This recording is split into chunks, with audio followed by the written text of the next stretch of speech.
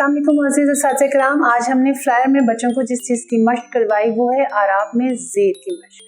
ज़ेर की मश्क में जो अल्फाज अपनी शक्ल बदलते हैं, अपनी आवाज़ निकालते हैं, हमने उनकी पहचान करवानी है कि ज़बर के साथ जिस तरह आवाज़ ऊंची हो जाती है वो लफ्ज़ ऊंचा बोला जाता है, जैसे आन में अन है या आस है।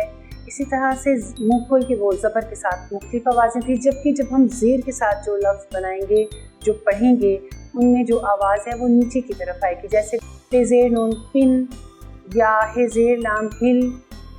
इस तरह की आवाज़ें ये सारी जो हैं ये हम बोल बोल के जितनी दफ़ा बच्चों के सामने दोहराएंगे बच्चों को उतना ही ज़्यादा याद होगा। और उनसे कहा जाए कि आप भी अपने तौर पर ऐसे अल्फाज ढूंढिए जिनके नीचे ज़ेर की आवाज़ लगाई जाती है या जो ज़ेर के साथ पढ़े और बोले जा रहे हैं। इंशाअल्लाह ताला अगले सबक नए अल्फाजों के साथ फिर आपसे मुलाकात होगी। तब तक के लिए अल्लाह हाफिज़।